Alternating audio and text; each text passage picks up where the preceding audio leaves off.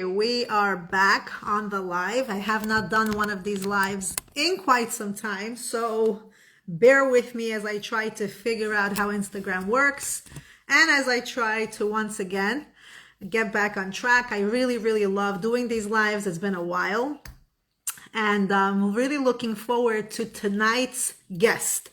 Tonight's guest actually happens to be someone that I wanted to do a live with months ago after I watched his live with his wife. And I actually, thank you, Yael. And I actually reached out and said, hey, I really enjoyed watching your show. Would you mind going on my live? And he said, no, I will go on your live with you. And we scheduled and we had to reschedule. And here we are today, finally going on a live together. I'm going to be bringing him in right now to the live segment so that you can all see who is this guest that I have invited to the show for a live. I also prepared not my questions, some anonymous questions that I've saved up, and questions from tonight that were sent to me on my stories. And now I'm going to click the accept guest, join me live on tonight's episode. Now, go get some popcorn. There we go. Look Hello. here. Hi, George. How How are are you? you? Good. How are you? How Welcome are to you? the live. We're going to wait one more second, a few more seconds for people to hop in. But meanwhile, get your popcorns, get a cup of tea, coffee, whatever you want. This should be a very interesting live segment. The reason I say interesting is because, to be honest with you, I don't know George on a personal level, right, George? I don't know you. I've never met you in person. I've never spoken to you in person. No. So I have absolutely no idea how George is going to answer the questions I'm going to present to him today. As I was saying before, the reason I wanted to have a live with George is because I saw George go live, have a podcast with his wife, Natalie, and I was watching it. And it was very interesting for me to see a husband's perspective on some of the discussions they were having. And I said, you know, he sounds like a very interesting guy. I would like to have a conversation one day and really like to see how he would answer some of the questions I present to him, because we don't normally get guys to come join us on the lives. And George was very brave and said, I don't mind doing this. Most guys will back out, including my husband. When I tell my husband, can we do a live? He says, no, leave me alone. So thank you, George, for volunteering to go live today. Thank you I'm for going having to us. I'm going to ask you to introduce yourself because I don't know what you do, your background. I do know you have 4 children. So tell me a little bit about yourself, how many years you're married, what kind of work you do, and then we're going to start from there. Thank you for having me. So it's a pleasure to be here. I'm I'm a jeweler. I do jewelry. I have 4 kids, as you know. What else? My name is George Mosheyev, and you know, I'm happy to be here so we could speak to see where what how we could help our community and see what questions out there to be answered. So I'm actually excited to know what questions people asking that they want to know. It's interesting because I know day to day there's so many things going on that there's full of surprises. With all these questions, with all these people want to know a lot of things today. So I'm How happy to many be years are here. you married? I'm sorry. How long are you married? How many years? That going on 11 years, So 10 you're years. going, okay, good. That's a long time. All right, good. So you can agree that marriage can be a roller coaster. It's fun, it's exciting, 100. it's a beautiful thing, but then we have these challenges.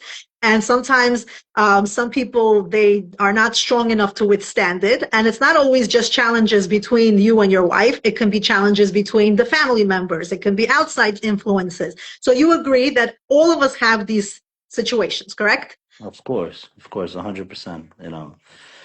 Marriage is something that you once you pick it, you're in it. You have to try to stay with it, because you have no choice. You have the kids, you have the family. You can't just break a family and break the a relationship up once you have a kids and you're involved you know, with You gotta with stick each through other it. for so many years, you got to stick through. You know, Okay, nobody good. put a I'm gun. happy you have this No, mentality. That's great. nobody put a gun through your head to tell you to get married to this person. You know, you pick someone, you choose them. You have to try to stick around unless there's serious and important things that a couple that can be there with one another. You know, there's abuse or there's other stuff in the marriage. I agree. So, George, the questions I'm going to be posing, they're not at all related to you, right? We agreed. Like these are No. completely, it's not a personal questions. They're not my personal questions. They're not his personal questions. These are just questions. Some were written in and some I got from the anonymous questions that I asked in the past. I just took some of them that I wanted to hear Guy's perspective on. I've answered them myself, but now I want to hear a guy's perspective.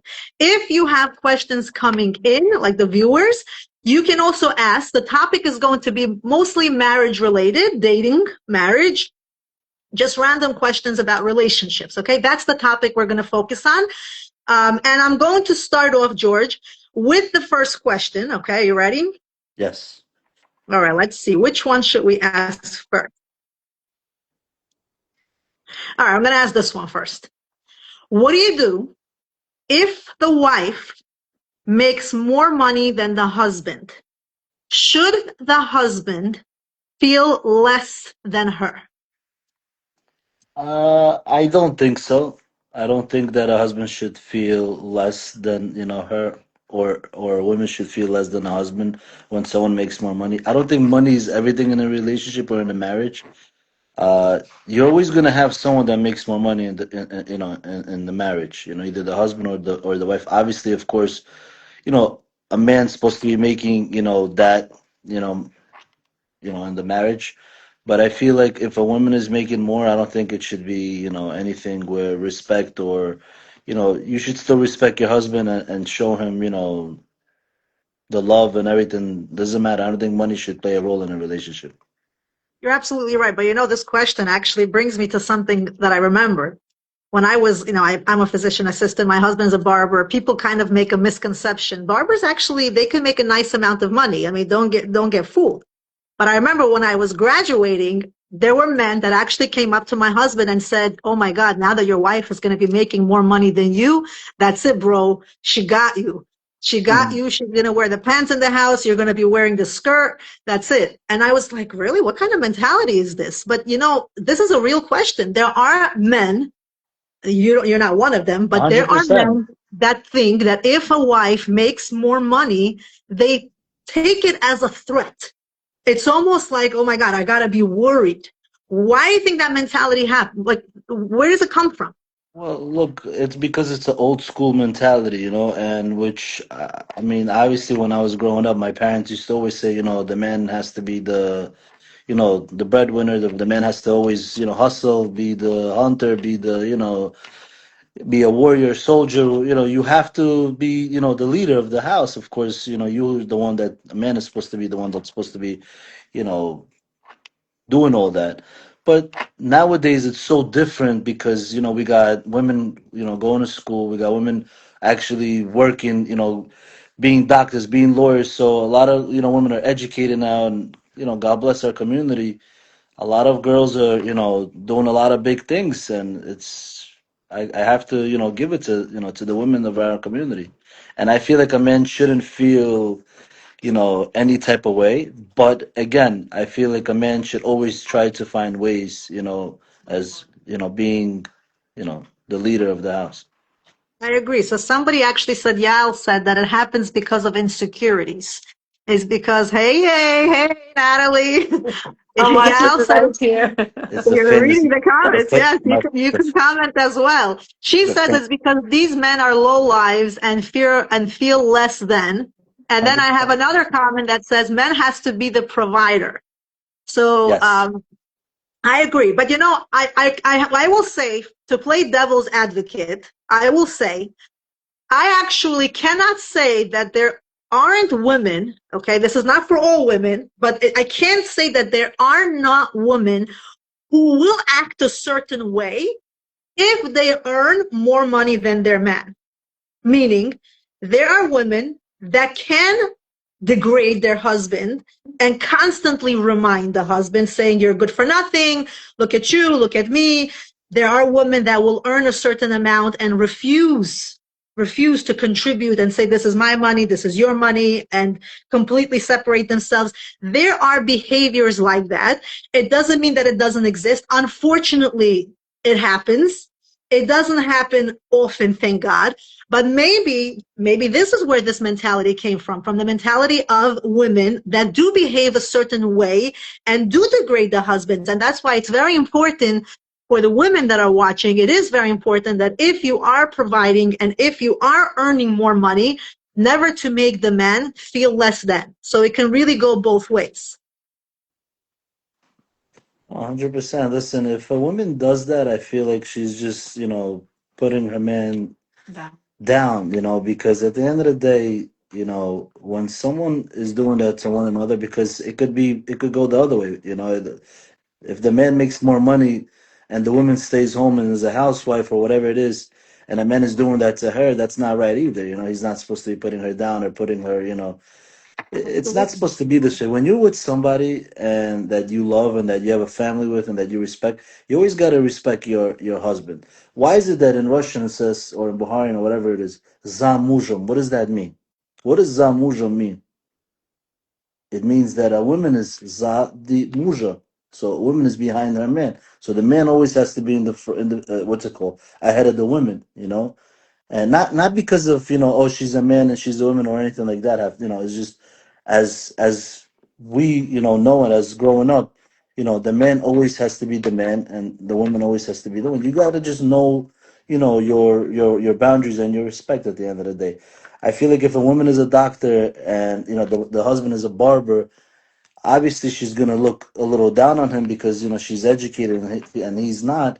But it doesn't mean that you're supposed to look at him in a different way or treat him in a different way or put him down, because at the end of the day, you know he works with his hands. Yes, she works with her brains, but at the end of the day, you picked him, you chose him, you're with him. I don't think it should play any role. I think that at the end of the day, you have to, respect one another, and you never know who's the breadwinner in the house. Doesn't I matter. agree with you 100%. Very, We very much. don't I we agree don't with we you. don't live we don't live in old school times. We live in the new school times, so it's different right now. I hope you're right. Here's another one. You're ready for the second question? But I think that I agree with you. Great points. I've been with my husband for 15 years. This is an anonymous question that came in a while ago. I'm just going to read it. I'm just curious to your perspective. I've been with my husband for 15 years and I've come to the realization that my husband does not love me. If I confront him, he tells me that I need to earn his love. We have a few children together and leaving him is not an option. Would ending the marriage make sense? Is love real? Did I just get unlucky? I'm just curious to how I would you answer a don't. woman who feels that her husband doesn't love her after 15 years? But why is she feeling that way? That's also a question that needs to be asked from her. Why is he not giving her attention? What is he doing that she feels that way? Maybe she needs to work on herself a little. Maybe she needs to try to change something that she's doing that he doesn't like, or maybe the way she looks, or I feel like you cannot just get you cannot just get divorced or leave a person, or like end the marriage because you feel some type of way. You got to work on it. I feel like we all have times where we get either tired or we get into a fight or there's so much stress, because remember, we leave the house every morning to go to work. There's a war we're going through at work, but then when we come home and we're going through a war at home, obviously the husband tries to feel a certain type of way. I feel like a woman gotta sometimes maybe make her husband feel a certain type of way that he could show her the love and show her the respect, unless that maybe they're just they haven't had alone time, because sometimes that happens too. So I think the part that really got me here, and maybe you as a guy can help answer this part. Again, this is a guesswork. You don't know what this guy means, but just from a guy's perspective, she needs to earn his love. How does a woman earn the husband's love? Can you give us some examples of what that possibly could mean? Do you have any idea of what that can mean? Maybe she messed up somewhere that he says that. Maybe she hurt him in some, in a way, because sometimes you have men that could be sensitive, and the women might not know what she's doing to make them feel that way, or I mean, I don't know. I hope he's not someone that's old school that feels like he deserves and needs to be always the first one. Because it doesn't work that way. It's always got to work both ways. You have to always communicate. Communication, respect is a key. But I don't know what's going on in their family, so I can't. It's hard to answer True. that. I I'm not agree. married for 15 years. Thank God I don't have these issues. So It's a good thing you don't know what this means. I agree. So someone's writing proper communication is the key. of No one course. can guess what hurt him, right? Sounds like conditional love, someone is saying. Okay, I agree. Very good points. To It's receive supposed to be love, you have to mutual. give love. That's true too. I totally agree with that. So yeah, some really, really good points. Kakoi sensitive men should cry she says, Yal says, sensitive men cry too much today. So she believes that men are overly sensitive. Do you agree Well, I with don't that? think I don't think that men are overly sensitive. I feel like that a lot of men are not getting enough attention. I Hmm. feel like a lot of Interesting. women, I feel like a lot of women nowadays, don't give enough attention to the men. That's why sometimes, it could happen also. It's supposed Men to are be not getting mutual. enough attention. Interesting. Wait, now I want to go back on that statement. Men are not getting enough attention. Okay, tell me please, why that comment came from somewhere, right? Based on what? Is it because they're working so hard, they come home and the wife is just tired and knocked out? Which part of the not getting attention? How? You just answered your own question. The question I said, you're not getting enough attention regarding to, like I said, sometimes you need to, have that one-on-one. Like for example, today, my wife called me. She's like, "Let's go out for dinner," and I'm like, "Listen, why don't we just get a babysitter, get them food, let them eat. Let's get a babysitter and go out, husband and wife, just me and you for dinner, spend some time together." She's like, "No, let's go with the kids. Let's go with the kids." I'm like, "Yeah, but we don't get to, have a one-on-one." So we went, which with the kids, and obviously, my wife said, "Oh, we should have, I should have listened to. I should have listened to you. You were right. They're driving us crazy. We can't even enjoy our dinner." I said, "I told you that." But again, you see, it's sometimes women need to just listen a little bit more to the men, and they'll get further What in about life. the other way around?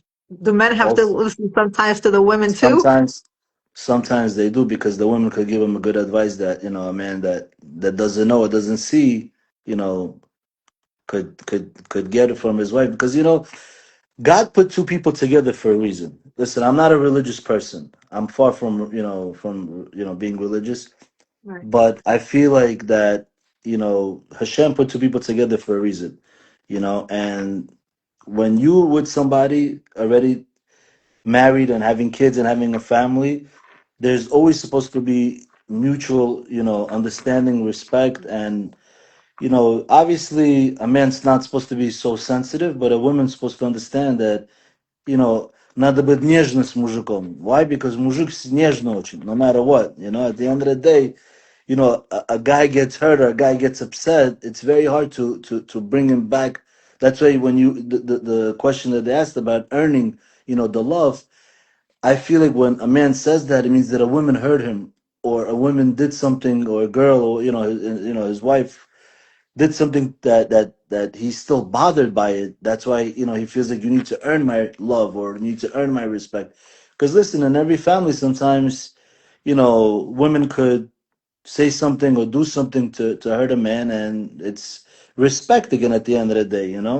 Maybe she disrespected him. That's why he feels like you need to earn my love. No, I hear you. You make sense. And I think that a lot of the attention, lack of attention can go both ways. And I do feel strongly that a lot of the lack of attention is related to our phones, to our electronic devices. We don't spend enough time with each other because unfortunately a lot of us are very busy scrolling around Instagram, going on social media, looking at the latest news, all that stuff, which is important. But I think in general, with the children, with everybody, with every relationship, it has really taken over. And I think you have such a good point today by trying to make one-on-one quality time. I think that's really, really, really important, 100%, because that's so, so important for a couple to spend quality time alone. Yes, the guilt kicks in, the children, why should we leave them? But it becomes a distraction, and so, so important for the couple to be together. I think that's really, really good points you made there. About social media and all that, that's like a whole different, topic of conversation because I didn't start that whole social media because I'm different with social media. To me, social media has to be done for work and work only. But when it comes to when you're with family and kids and you're posting and doing all that, that could really, really affect a family a lot. Today, I hear a lot of stories because, I talk to a lot of people, and people always say that a lot of couples, a lot of, families have problems in their marriages is because of social media. Social media is like a big, big, big, big, you know, problem in the community, which I feel like a lot of people don't realize and don't see it. But listen, I post, but I do my business totally, private than my family and my kids when I'm out or about or whatever it is that I go. To me, I feel like social media takes a lot of time and brings a lot of people into having a lot of problems at home as well. You see, what people don't really realize is people portray this very picture perfect life where everybody looks so happy and so excited and sharing so much love, which is probably true, but they don't see the other side of the story, right? Like it's not such a perfect world. It's not, so peaceful and so lovey-dovey. Everyone has issues, but what we see, what the world sees, is just a snapshot of a 5-second clip, which is not 100% the lifestyle. For example, we can see them constantly going on vacation and we may feel like, oh, look, her husband's always taking her out and my husband never takes me out. But we don't really know what happened on that vacation. What kind of quality time was spent during that vacation? Were they really spending time together or were they fighting the entire way there? We don't Exactly. know. We Exactly. just see a snippet of people's lives. And the first thing, obviously it's very hard to disconnect. Very, very hard. Like you said, people use it for business purposes. People use it for so many different things, recipes, other things.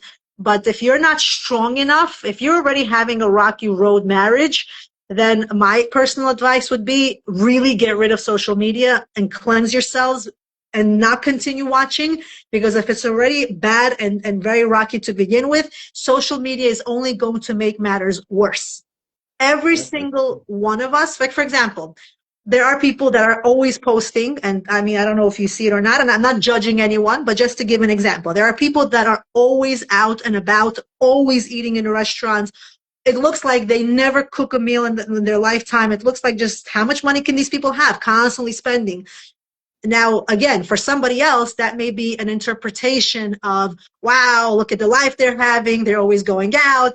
But maybe the husband is not enjoying such a life. Maybe he wishes that the wife was home and cooking him a nice meal and they both sat down together and maybe he just preferred having a peanut butter and jelly sandwich and staying home instead of having a steak and going out. We don't know what that couple has to go through on a nightly basis to go out. We think they're living a perfect life, but that may not be the case. And it sometimes really, really plays with their mental. Well, because Right? social What do you media think? is a lie. They're not living the moment.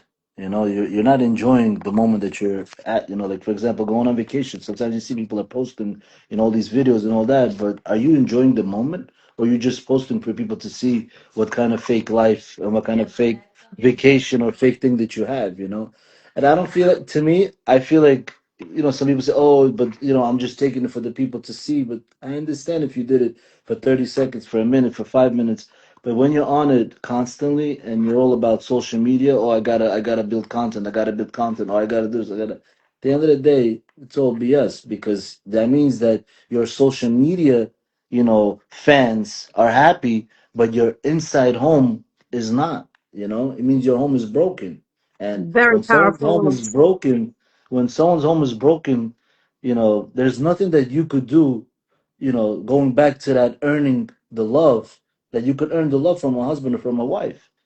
You know, in a marriage, listen, I'm not like a no marriage, therapist or anything, but in a marriage, I feel like if you want your marriage to be 100%, it means that you and your other, partner, your significant other partner has to put in 150%, not 100%, because social media ruins a lot of things. It's fake. It's not real. A lot of things that people live by and post and do. To me, I feel like it's all, yeah, it's good for business, it's good for advertisement, don't get me wrong. It's amazing for business and advertising. That's all right now that is, is good for businesses, you know social media. But when you're putting your family, what you're eating, when you're going to the bathroom, where you going, how you going, how you wiping, what you wipe, it's, to me, it's a little too much. I agree with But you 100%. We but to lose each the their own. time. To each their own. I'm not trying to, offend anyone. I'm not trying to hurt anyone. I'm not trying to put anyone down. Everybody has their own, opinions. To me, I think it's a waste, and I feel like, if you're doing business, go for it. But if you're doing to hurt your family or to post something that is just to show people that you have an amazing life, but meanwhile inside it's shit, it doesn't make sense. Excuse my language. I couldn't have said it better. George, I agree with you 100%, totally. I have the same mentality. I mean, look, I'm not gonna lie. I use social media a lot. I try to create content and then I give it up for a few days because I realize how much energy a person needs to constantly have to create, how much the phone has to be around. Every story is actual work. And you're right. We lose the focus of the real moment. Like if we're so busy sharing the food item that we're just about to eat in a restaurant and say, wait, nobody touch it, I gotta take a picture. We just lose that quality time with the people around us. And those people around us, they don't really care about our social media. They want us. But they're programmed to live in such a way where they have to be like robots. They can't move, they can't breathe, they can't speak. They have to, behave a certain way because our phone has really, really taken over our life. And yes, it's a very, very big, big problem for all of us, for most of us, and we have to work on it. And sometimes you feel like people are showing you love and attention because, some of these people that are posting, and I feel like it's because they want attention. Sometimes, they're not getting enough attention, that they need that attention. That's what they post, and they go on the social media and all that, because some people lack in attention, you understand? And social media, it gives them attention because they're not probably getting that attention where they want it from. So, oh, you know what? My social media fans are giving me attention. So look, I'd rather post over here. I'd rather put the content out here. But they're not realizing that, hello, people are not happy for you. You think that people are laughing with you and saying, "Oh my God, you're so good, you're this, you're that," but at the back of you, they're laughing at you, saying, "Look, he's an idiot. He's posting videos, he's embarrassing the, people. You know how it is. I don't gotta tell you." It's interesting you said that. It's true. It's true. There are definitely perks into posting, and yes, I'll give you credit. People do give you attention, so it's very nice. Oh my God, look at my social media fans. And you're right. People sometimes do it because the life on social media, they have love, they have compliments. They don't get this in real life. But one thing I'll say for those that are watching that use social media with that mentality, thinking my life on social media is so much better. I have fans and they're better than my husband. They actually compliment me. They're better than my parents, whatever it is. Like when I go MIA, when I don't post for like 3-4 weeks, sometimes a month or two, you would think that because of the contents that I've created throughout the years, people are going to be like, where is she? Is she okay? Is she alive? Is she breathing? Is she hospitalized? Like, what happened to her? You would think somebody's going to reach out and say, Yocheved, are you breathing? Like, where are you? You disappeared. Is everything okay? Nobody cares. That's 100%. just as honest can be. And this is, the more you see this, the more you realize it's beautiful, it's nice, but it's a fake life. Now, if you're doing it with the right intention and you're Exactly. doing it, let's say, for business, for motivation, for inspiration, there's really some sort of a motivation of why you are doing what you're doing as far as creating content, then you stick through it. But if the intention is, I'm posting because I have these fans and they're so interested and I want to make sure I show the outfit of the day and where I'm going and what I'm doing, and it's strictly this entertainment, it can crush you when things are not going your way, you simply can't post and it's just not happening. And all of a sudden you realize, hey, what's wrong? Where is everybody? It's a fake world. Okay. And this is in many aspects. It's very sad, but it's the reality. This is a very fake world, which is one reason why also, we bring it up. Like, people really should start paying more attention and really checking in on one another. That's another thing. Like, are we checking in? Do we ever take a moment and say, hey, I didn't see so and so for a while now. Let me just check in. Let me see if this person is okay. We do have to start reaching out, because it's just a nice thing to do, to check in on people and to see how they're doing. Somebody said, happiness loves quiet, right? So things that are, hidden are much better. Shasta Libichishuno.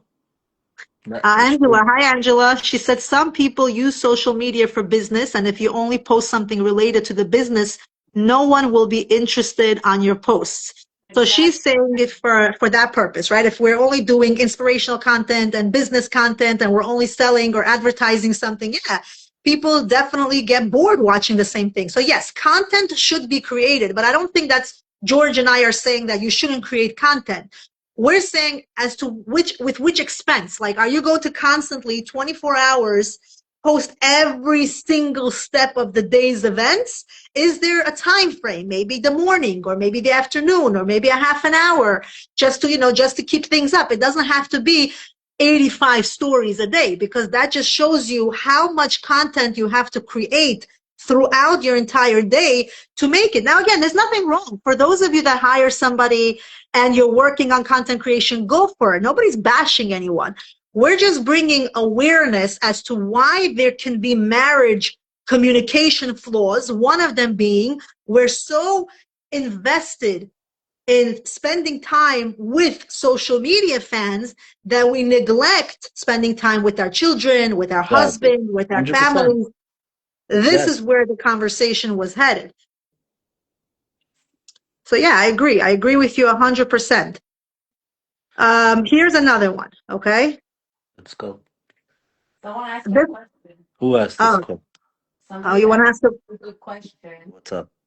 what's the question? What tools did you use to stay married for 10 years? Oh yeah, I saw that one. I'm sorry. I wanted to ask you, George. So someone did say, what tools did you use that you're married for 10 years? What are your tools?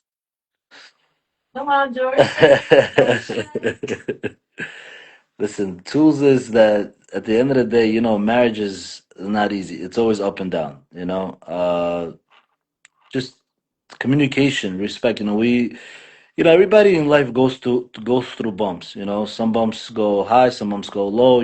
I feel like when two people, went through so much in life, and you probably know, obviously, Natalie is always, on and always, Mhm. showing everything and doing everything.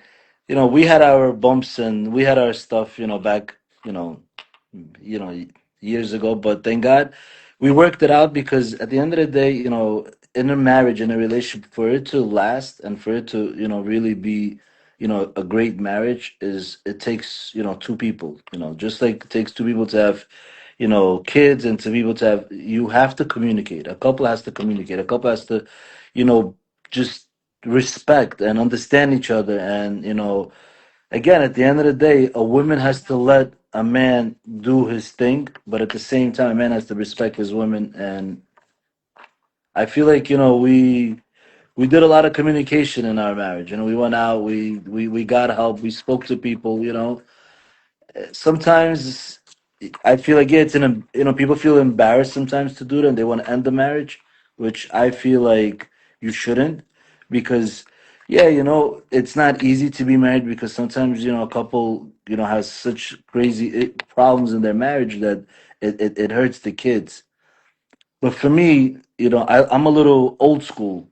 What do I mean by old school is, I feel like when you have kids and you have a family and you're married for so many years, and then you break up a marriage and your kids, are teenagers, or small or whatever. Yeah, they might not understand when they're small, but when they get older, who suffers? The kids suffer. So yeah, obviously you're not supposed to be in a toxic marriage. If you Right. and your wife are, going at it every day, and it's not good and it's bad and it's, really horrible, where you just can't stand each other, then obviously it's better to be separated, not to live with each other just for the sake of the kids. The kids need to have peace in mind, and you need to have peace in mind, because if parents are going through war at home, and the kids are watching the war, it's not good, because that means that the kids are going to be traumatized tomorrow. They're going to be afraid to get married, or be afraid to move forward in their life, because their parents traumatized them. And I feel like that's a We'll go no-no. back to the tools. What? So the tools is respect each other, love each other, and communication. Communication is key in a marriage. And just you sometimes I feel like a husband and wife need to give each other some time as well, like trust, where you let your wife go out with her girlfriend, sometimes the guy to go out with his guy friends. You need that space also. You cannot always 24 hours be together, and oh, what are you going, what are you doing, like, I don't know. I trust my wife fully, and I know she trusts me fully, so we don't have that issue, thank God. And hopefully, you That's know great. I like how you people answered that. learn, and So people someone learn asked, from it. I love how you answered it. The comments are going so quickly. I don't want to miss it. But someone said over here that her husband told her Nah, the best tool is to become deaf and blind. that's not true. That's disgusting. I mean, if my husband was deaf and blind, I'm not sure if I would be able to last so many years. It would be a Who, problem. I who, want him who to hear who's me when I who's talk. that? I Of want him to course. see what I have to say. Like, don't act Can like I you can don't I hear me. can I tell you something? Sometimes it's good to have fights and arguments, and to have all these issues in a marriage, because if you don't, then it's boring. Sometimes you have to have things that you guys don't agree on, or that she has her views and you have your views on things, or you know because you're not always gonna agree. It's not always gonna be, you're gonna say, "Oh, the color is green." She's gonna say, "Yeah, it's green." There's gonna be the times where you say green and she said it's red. So you're gonna argue and bump heads. But at the end of the day, respect is key. Communication, respect is number one. I have somebody that wants to join. I don't know if it's actually a mistake or this is real. If he wants to really join, this would be a very interesting show. Zev and Tzipi, do you still want to join? Because I'm going to accept you, and then I think this should be very interesting. Let's see. Hold on. That should be. Uh, if I get the request, hold on. This should be interesting. It's Why not did it working. disappear? Zach, send me another request to join if you're still interested. I don't know why it's disappearing. Send me the request, Zev. I'm going to accept you because that would definitely be. I would like to.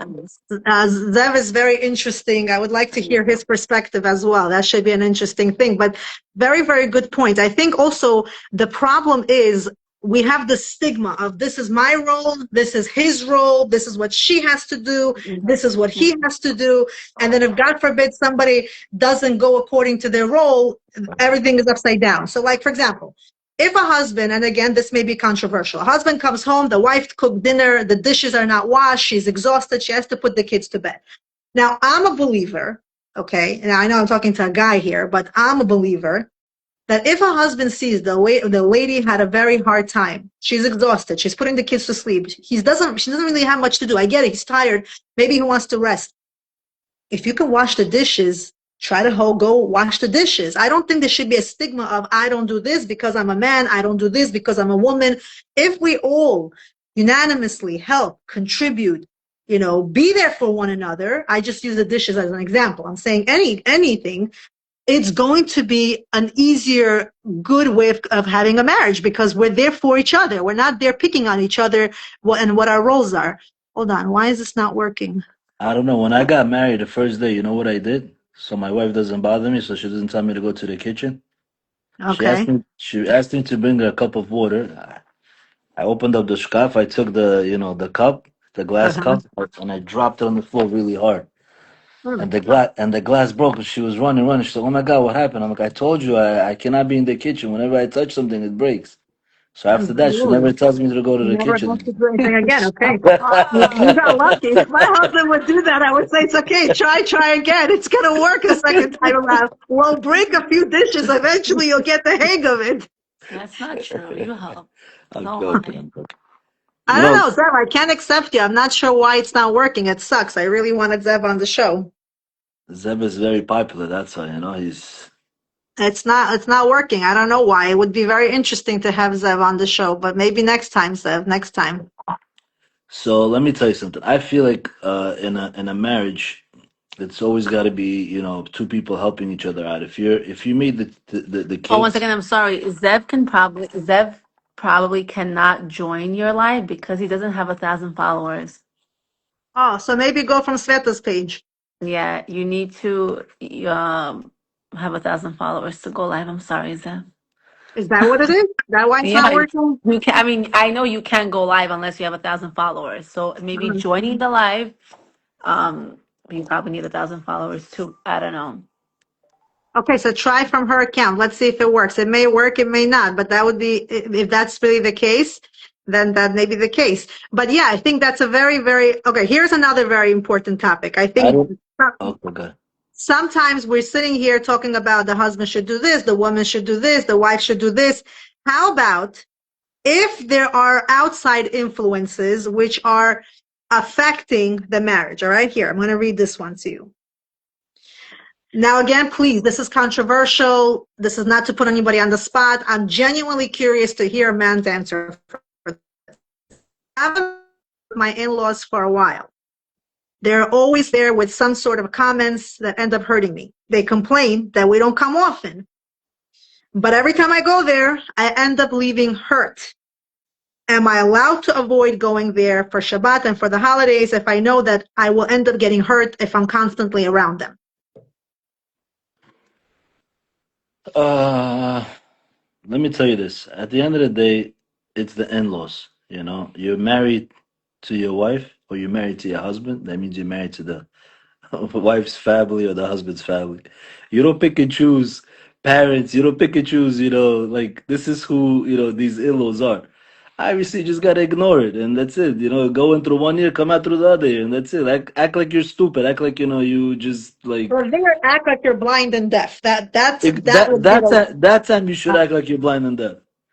I don't know. okay. Thank God, you know, may my you know my father-in-law, you know, rest in peace.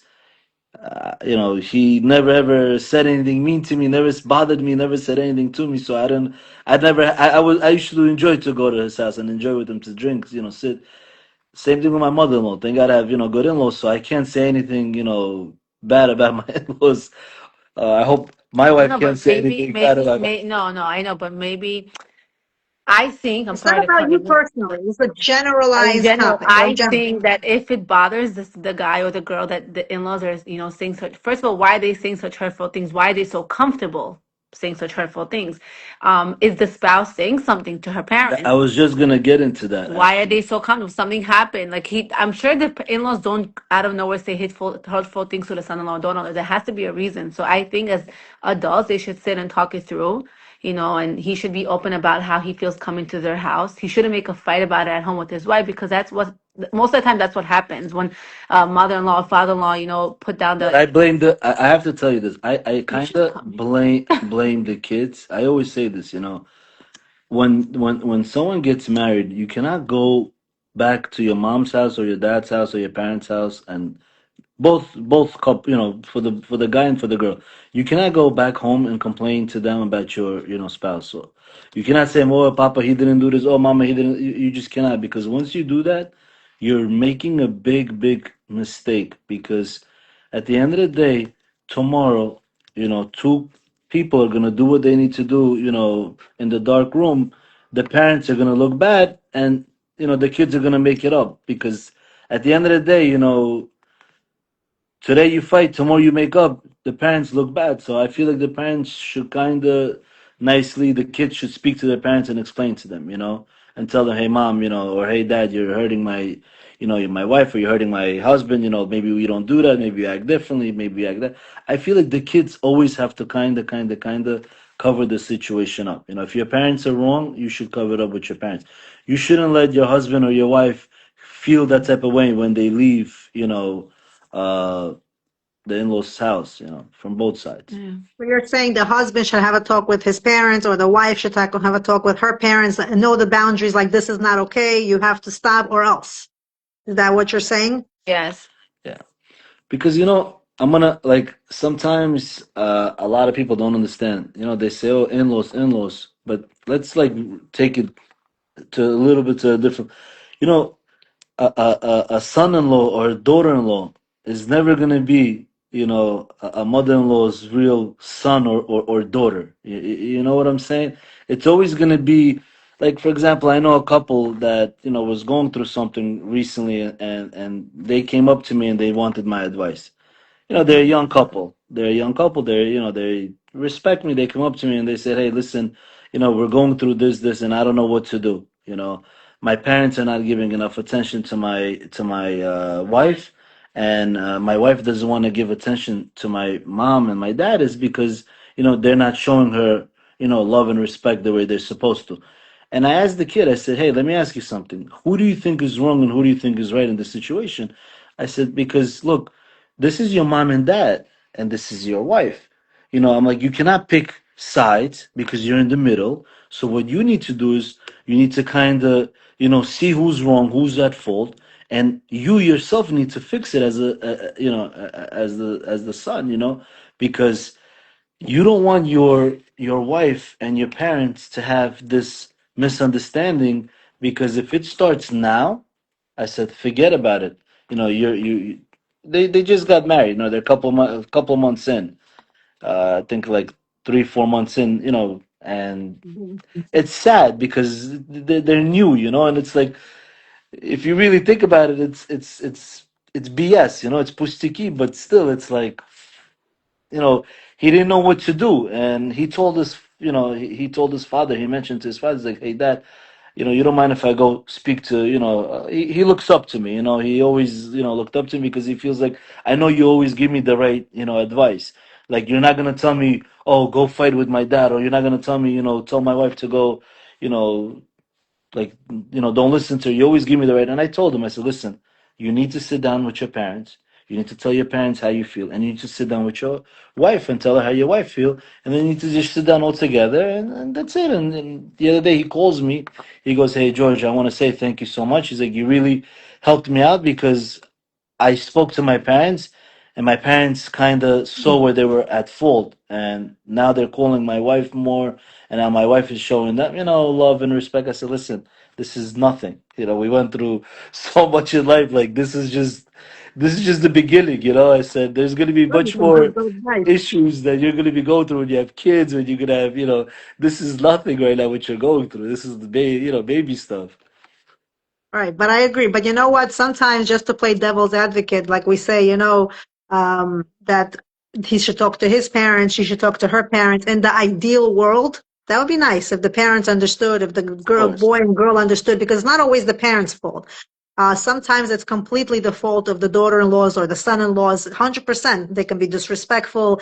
They can make a comment that's inappropriate. They can have the children not go visit the grandparents. I mean, whatever it is, it can go both ways. And yes, there are situations that they're so toxic to each other that the husband and wife, the son or the daughter, do come in the middle of all this. But again, there's a but. I feel like no matter what your differences are, it should never involve your children.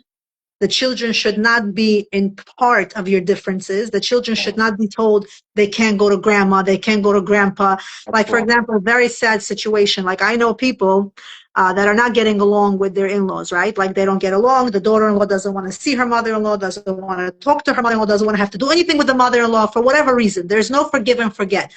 And then she makes a bat mitzvah and doesn't invite the grandmother to her granddaughter's bat mitzvah, doesn't invite the aunts, doesn't invite any family members. I mean, again, everyone lives their own life. We're not here to tell anyone how to live their No, life. Okay, we're just 100%. sharing an Yeah, I don't opinion. want to, But then again, you sit there and you say, and you just think to yourself, at what point is it already a little bit too much? Like, at what point? Yes, I understand there's pain, there's toxicity, there's frustration. We don't know how to give in. But like a bat mitzvah, so then what happens next? They're going to play a wedding and not invite the grandparents because of the differences that they couldn't have solved amongst themselves. Of course, if the relationship is toxic to the point of it's really causing marital issues. You going to his side or you going to her side, you're going to come home. There's going to be a complete chaos. Yes, you want to try to minimize your exposure. Minimize. You go, you sit for a few minutes, you say hi, you say bye, you be respectful, you hold your boundary, whatever, you're out, fine. But not to invite. And again, I don't know if it's called old school. I don't think this is old school. Personally, I wouldn't consider this old school. I think it's like morals, right? Like, what point? You don't have to be religious for that. You don't have to be Jewish for this. You don't have to, like, just code, moral conduct. You're not going to invite the grandparents to your occasions, even to the weddings at this point, because simply there's differences that you could not resolve. You're not going to let the kids go to your grandparents' house and wish them a happy birthday because of differences you couldn't resolve. Like, at what point? And you know what? You may say, well, where's the husband looking? Like why can't the husband say anything?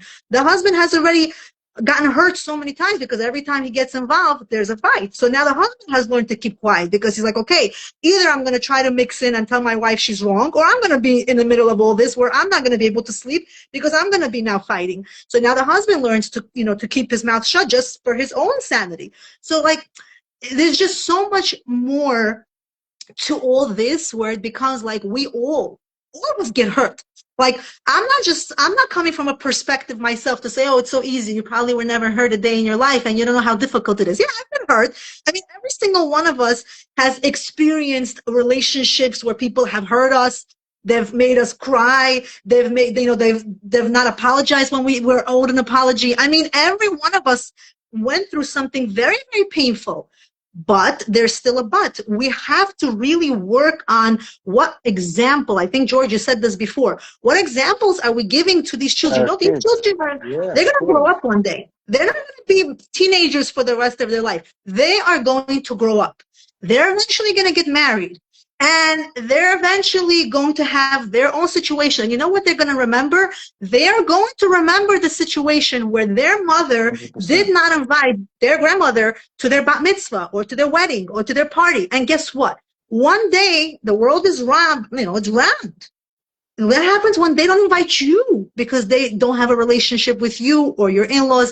So like, this is so deep when we think about it that yes, this is a very difficult question. Like, how do you, deal with toxic in-laws? How do you continue going to their house? What do you do?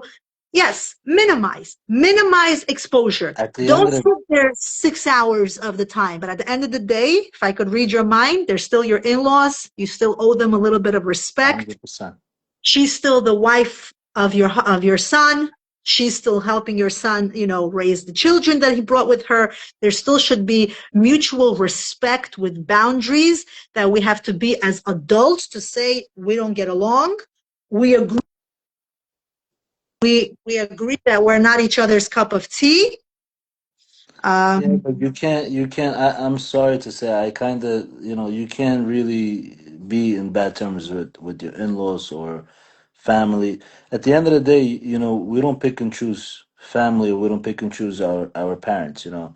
And I feel like no matter what it is, if you respect your wife and if you respect your husband, you have to close your mouth, shut your mouth, and just take it in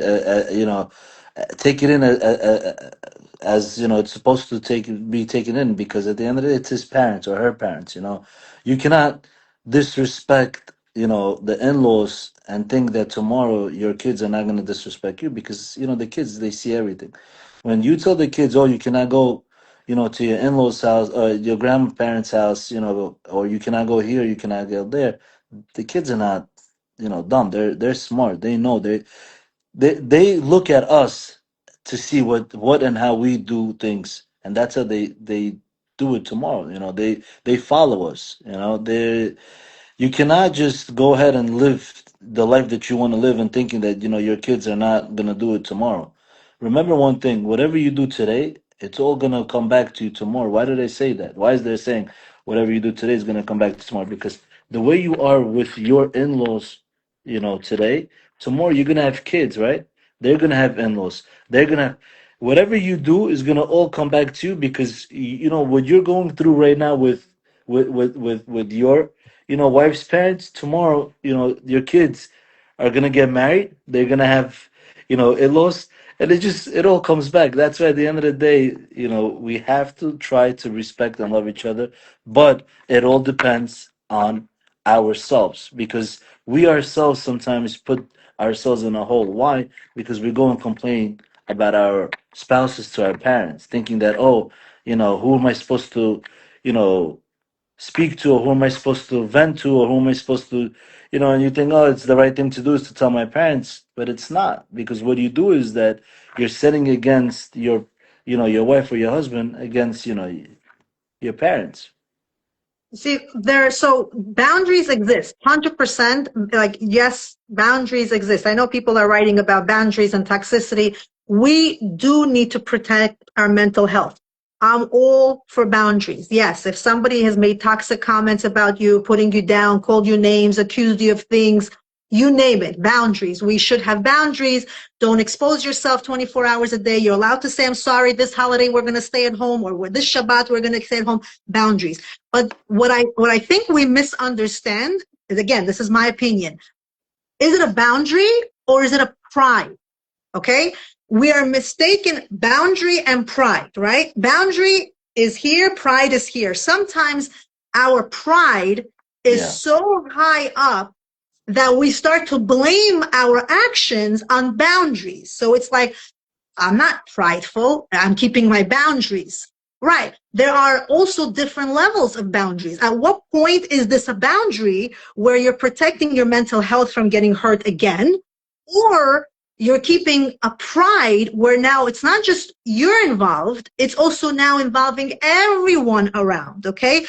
Sometimes, yes, we can remove ourselves from a situation. If we know we're hurt, our heart is broken, we don't deserve this, we're going to remove ourselves. We come, we pay our respect, we say, for the sake of family, the whole world doesn't have to know our personal issues, right? Like there's sayings, like most people want to keep their personal issues. We don't want the whole world to know every single bad thing about our family. You come for the sake of respect and you leave, you pay your dues. But it's one thing when you start to control everyone else. You're controlling the kids and the spouse and the husband and the wife and everybody. So that's where it becomes a little bit of, is this a pride situation? Is this a boundary situation? And you should do everything possible. Mental health is very important. I agree, Leora, that's a good point. But sometimes mental health means go get therapy. You need to go get therapy. If you're coming to terms where you cannot forgive, you cannot move on, you cannot get past this situation, now this is going to affect your children, your husband, your relatives, your life. You may need to get therapy. You may need to speak to a therapist to say, how can I get healed from this trauma? Maybe you're sitting and sinking so deeply in, and it's not really helping you, that if you would have go and get therapy and talk to someone, it would have been able to come out and you would have been dealing with it healthier than just being stuck, creating for yourself this whole crazy scenario and acting like life is over. That's it. We're not moving past it. People mess up. People screw up. People can say 100%. hurtful things. 100%. No one is perfect. Yes, maybe this person messed up. This person did something wrong. She was not supposed to do this. But then the person comes up and says, I'm sorry, or I didn't mean it. Sometimes we hold this grudge. We're so prideful. We just don't give up. We don't let go. And it becomes a vicious cycle. So when I get questions like this, the one I just posed, which is what triggered this conversation, it's hard to answer because there are so many pieces that are missing. Like, why don't you want to go there? What is your husband? What's his role in this? And I really am strong on saying a husband and wife should be very supportive of the feelings of their, like, for example, if the wife feels very hurt, I don't think it's fair for the husband to like say, enough already. No, Oh, you you're can't so do that. You can't sensitive. neglect that. You can't do that. You can't It's do that. not fair. But at the same If it time, bothers your wife, you need to make sure that, you try to, maybe don't do it in front of your wife, to put your parents down. But I feel like, when you're, alone with your parents, you got to sit them down and make sure that they respect your significant other. At the end of the day, whoever you're married to, whoever you're with, this is your pride. This is your, tuolito, you have to make sure that, your wife and kids and everyone's being respected in your family. Same thing goes for your husband or for the, Same thing, at the end of the day, respect is the key. And I don't think you should embarrass your parents in front of your wife or your husband. But when you are alone with them, you should definitely put them in check. I agree, 100%. So But people that are sometimes parents commenting, don't realize what they do, what they say, how they act. A lot of them are older, or a lot of them are going through stuff in life, or a lot of them sometimes they feel like it's like they're back in Bukhara or whatever. They think that it's different. Oh, I'm the same way. They gotta respect me. They gotta do this. They gotta do that. But they don't realize that today it's not like that. Respect is supposed to be going both ways. Doesn't matter, age difference or anything like that. Respect is respect. and you know what, like you said, it goes both ways. It's absolutely not respectful for a mother-in-law to come in and criticize her daughter-in-law's kitchen, or criticize the, what color curtains she decides to buy on a constant basis. I was at an event one time, and I personally felt like this was very, very disrespectful, but it happens. And like, if this daughter-in-law was very hurt and she felt a certain way, I wouldn't be able to judge her. There's 2, 3 daughter-in-laws, or maybe two different like backgrounds. I don't want to give too much information. And the mother-in-law literally gets up, and it's one of her daughter-in-laws whose event this is. And instead of like praising this daughter-in-law and saying, I wish you this, I wish you that, she completely turns the whole stage to her other daughter-in-law, now in front of everybody. And she starts saying next to everybody, this other daughter-in-law, not the one who's having the event, she's a role model. She makes me so proud. I love her so much. I wish everybody learned from her. Now I'm like, is this a backhanded compliment? Like, what is happening here? Like, I don't want to judge, but this just looks a certain way. So I was like thinking, do they not have a good relationship? My first thing was, does this daughter-in-law and mother-in-law not have a good relationship? Like, why was she praising deliberately this other daughter-in-law? Or was this genuinely like she's not as smart as she should be, and she's doing it really innocently? Probably the second one is she was doing it, but this innocence can turn into something very, very, very big, because it's a newlywed couple expecting their first child. She's humiliated in public right now, because like everybody's seeing how she's praising this other daughter-in-law, saying that everybody should be like her and she's her favorite and she loves her so much. So these little issues, yes, they can become big problems. So of course, for the older generation, for the mother-in-laws, I'm not a mother-in-law yet, so I can't say that I know how to be perfect. I'm not there yet. But I would assume that, we do make mistakes. We're not careful with what we say, how we behave. We mean well, but it can cause issues. And then our daughter-in-laws and son-in-laws can be very sensitive and take it the wrong way. And then we wonder why they don't want to spend time with us, because sometimes we have to just, shut it and really, really not say things that can be very hurtful, and vice versa. I have a question for you. Can I ask you a question? Mm-hmm. My question is, what about like if a couple is newly married, right? For example, they say that you're not allowed to go to a couple's house when they just get married. Is that something that you ever heard of that, or this is just not? No, I did hear that for the first year. Is that true that the first year that nobody's allowed to go to their house? So it's not a halacha, from It's what I not. know. It's not a It's not a law, right? halacha. It's not a law. It's not like it's written somewhere, like, okay, like you can't, like Shabbat, right? It's not like that.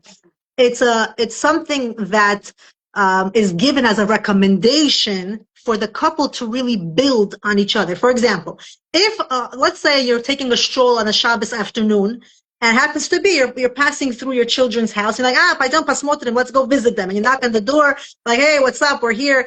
And they may be doing, they may be getting cuddly or whatever they're doing. And it's like, this is not the right time. Or they may even be arguing and trying to figure each other out. And now they have to have this, try to smile and pretend everything is okay. Meanwhile, they're like in the middle of a debate. So yes, for the sake of the couple really trying to figure themselves out, that you don't interfere, it is best not to, definitely not to come uninvited or unexpected for the first year, because the first year happens to be one of the most difficult years in marriage. I mean, I say this all the time.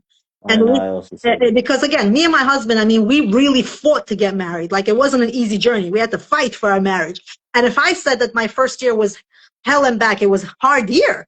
And I'm like, wait, I thought I knew this guy. Like, what's going on? We were dying to get married. So if I had a hard time on my first year, I say to all the new couples, the first year is the hardest year of marriage. Even if you think you know each other, there are so many roller coasters on the way. And if you can withstand that, you pretty much can withstand a lot of things. 100%. I agree with you. Yeah. So I agree. this was a very interesting live. How old is your oldest? He's gonna be 10. Very nice. Okay, boy. Yeah, I got 3 boys and 1 girl. So I'll tell Almost you, 10. the questions are a little bit different as your kids get older. See, like they say, маленькие дети, маленькие проблемы, большие дети, Большие большие дети, большие проблемы. проблемы. You know, like I am telling you now, God bless our But children, but it's it's true. it's very true because when we moved to Florida with Natalie, was this about 2 years ago, 3 years ago? We were sitting in a restaurant, we were eating, we're having a good time, and my son goes to me and to Natalie, he goes, Papa, Mama, when I'm gonna be, older, when I'm gonna be like 13, 14 years old after Bar Mitzvah, I'm gonna move back to, to New York to go live with Babulia and Grandma and Grandpa. I'm like, what? He goes, yeah. He goes, I was like, how you gonna leave me? You're gonna leave your mom and dad to go to New York to live with Baba, Babulia, and Babush? Yeah. He goes, why? You left us. You left your mom and dad. He goes, you left all of them and you went to Florida. Why can't I leave? So again, kids are very, very smart. They see, and he was, I think, was like 7 years old at that time. When he said that, 6, 7. I was 6, 7. I was shocked. I'm like, wow. For him to say that, that means that you can't sometimes think that you could do whatever you want and they're not watching you because they're watching. They're Crazy. And дети, he was so small to say that already. yeah, дети же умные. Сегодня дети очень другие. You know how they are. They're 10 times ahead of us because they have everything today where we didn't have. I mean, I don't know your age. I'm sorry to say it that way, but when I was here, we didn't have a lot of things what they have. I mean, I came here when I was a baby. I was 2.5, 3 years old. It's a little different, but we didn't have what they have today. That's why they're a little bit more advanced than we are. Right. I mean, we don't take a lot of things for granted because we didn't have it growing up. We I had weren't a exposed to a lot of it. Yeah, I had a beeper when I was growing up. These kids have a phone at 8, 9 years old. I'm like, it's crazy. I mean, we had a Motorola flip phone. We were lucky if Yeah. we could just text, and if we got a beep, oh my God, somebody wants to talk to us. We go to the quarter phone. I used We to, have like, I you used have to, 3 minutes left, and then you're like, okay, I have 10 more seconds. It's gonna hang up on me, and you're looking for the exactly. next quarter. So yeah, I mean, those were the very good old But you know days. But what? Can I tell you absolutely, something? Those were the best days ever in life. I feel like, the 80s and the 90s, even though, I was small, I still remember. I feel like our own people were different. Everything was different. The whole life situation, just everything in general were different. Now, it's a different world. it's a It's different sad world. to Yeah. say, but we live in a crazy world now that today people don't, they won't be your friend or they won't invite you or they won't sit with you unless you know, have $1 million in your account or if you're, or if you're, a big shot or if community known, It's it's true. It's it's a sadly different. true. I So actually had that that is true. conversation with one of a close buddy of mine today. We were talking and he goes, "Oh, why these people they act like this with you in front of you and then in the back of you they act like that." And I told him, I said, "Bro, I said these people are your friends today. It's because you have the money, the money that you have and who you are today." I said, "Imagine if all that changes. See if they're gonna call you. See if they're gonna sit with you, invite you, have dinner with you, or have lunch with you, or anything like that." And he goes, you're 100% right. I was like, I know I'm right. I said, because this is what the world is all about today. It's who's on whose level, it's who and what, but that's why it's better to be low key and quiet. Humble. Yep, I agree. Humble. I agree. Your wife seems like she needs you right now. It is getting definitely very late. No, she's watching me actually. Oh, she's watching you. Okay. But I actually think this was a very, very, it was a good show, I have to say. Thank you very much for joining. Thank There's you, thank tons you. of different things that we could have covered, more questions, but I mean, we really covered a lot. 2 more minutes for anyone that wants to give a comment, because I know these comments will get deleted once we log off. So for anyone who's watching, 2 more minutes. If you want to comment, ask a question from George or myself while we're on the live, please do so now. What did you want to say, George? You want to say something? I wanted to say you've been trying to get me on this live for a minute. I'm sorry that, I think it was, a while. You even asked Natalie, after that podcast we had with Natalie, you said you wanted to get me on it. So I'm sorry that I didn't have time to, to No, make that's time good. I was to busy, get you were on. busy, but Hashem knows what the right timing is. I think you guys should do another podcast together. That was very informative. Both of you are very, very wise. You both have a lot of wisdom. You both know how to talk and make it very interesting. You're very real. I think one thing that draws people is when people are real, when you're not trying to portray this fake image and like trying to say, whatever people really want to hear, I want to say. People feel when something is real and when something is fake.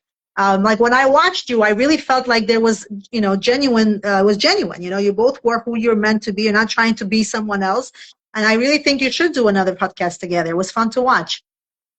Yeah, God willing. God willing. God willing. Okay, We'll let's see. see. Anything else that we missed? Hold on. Let me look at the comments one more time. No, there's nothing else.